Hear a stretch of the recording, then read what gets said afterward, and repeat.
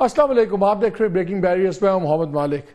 آج کی سب سے بڑی خبر تو آپ سن ہی چکے ہیں، جو پاکستان نے افغانستان کے اندر سٹرائکس کی ہیں گل بہادر گروپ پہ، اور ایک صاف جواب ہے جو 2 دن پہلے پاکستان میں قیامت برپا ہوئی تھی ان اے وے کہ ایک بلیٹنٹ حملہ ہوا تھا جس میں 7 شہادتیں ہوئیں، 5 جوان تھے، ایک ینگ کیپٹن بدر تھے اور ایک لیفٹیننٹ کرنل شہید ہوئے۔ اور آج ہم دیکھ رہے تھے دل خراش مناظر تھے جب پرائم منسٹر گئے، moment to be proud of and also heart breaking moment, جب ان کے والد صاحب بدر صاحب کے جو والد تھے وہ کتنے فخر سے بتا رہے تھے کہ میرا بیٹا جو ہے اس نے میرا نام بنایا، لوگ مجھے اس کے نام سے پہچانیں گے۔ 23 سال کا بچہ تھا کیپٹن بدر، جسٹ 23۔ سوچتے ہیں آپ، سوچ کے بندہ ہل جاتا، لیکن اس کا والد کھڑا ہو کے کہہ رہے تھے کہ میری یہ عزت کا مقام ہے۔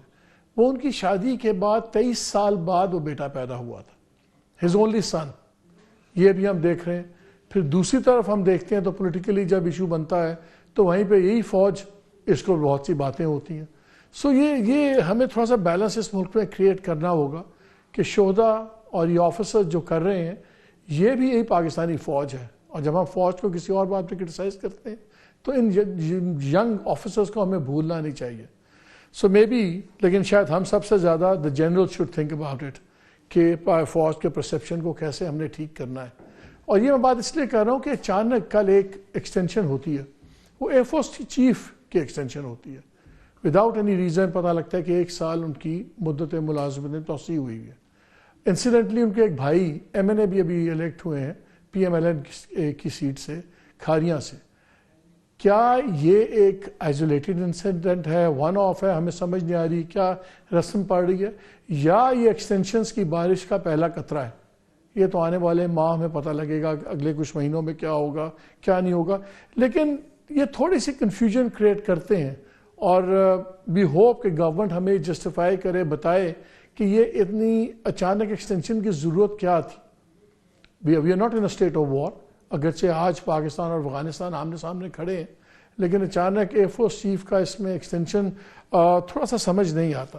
دوسری طرف ہم دیکھ رہے ہیں کہ پی ٹی آئی کی خبریں بھی چل رہی ہیں پچھلے 48 گھنٹے سے، اور اس میں بہت بڑا ایک کنفیوژن نظر آ رہا ہے۔ لگ رہا ہے کہ پارٹی کے اندر ایک انتشار ہوا ہوا ہے اور ایک پاور جاسلنگ ہو رہی ہے، کون لیڈر ہے کون نہیں ہے، اور یہ ایکسپیکٹڈ تھا کیونکہ خان صاحب اندر ہیں، ریلیٹیولی انکمیونیکادو ہیں، وکلا ملتے ہیں، وہی ان سے لیگل بھی بات آگے باہر بیان دے دیتے ہیں، وہی آ کے ان کا پولیٹیکل بیانیہ بھی بیان کرتے ہیں جس کو پولیٹیکل سائیڈ نہیں مان رہی۔ اور جہاں یہ سب کچھ چل رہا ہے وہاں پہ جو بڑی محنت کر کے ایک الائنس کھڑا کیا گیا ہے پیپلز پارٹی اور پی ایم ایل این کا، ان کے ڈفرینسز آنے شروع ہو گئے ہیں۔ ہم نے دیکھا پہلے 2 دن پہلے ارسا کے چیئرمین اپوائنٹ کیے پرائم منسٹر نے، اس پہ بڑا اسٹرانگ ریئیکشن آیا پیپلز پارٹی کا، اور ودن 24 آورز وہ اپوائنٹمنٹ کینسل کر دی گئی۔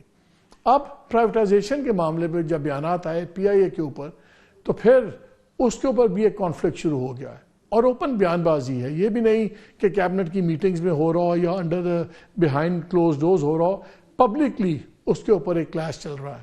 اور یہ تو بھی معمولی چیزیں ہیں، ابھی آنے والے دنوں میں این ایف سی کا معاملہ ہے جو بڑا سیریس معاملہ ہے، جس کے اوپر فیڈرل گورنمنٹ کا بھی اور راول پنڈی کا بھی خیال یہ ہے کہ این ایف سی کو ری ڈو کرنا چاہیے ہمیں، لیکن اس کا مطلب ہے کہ 18th امینڈمنٹ بھی ٹچ ہوتی ہے، دوسرے معاملات بھی ٹچ ہوتے ہیں۔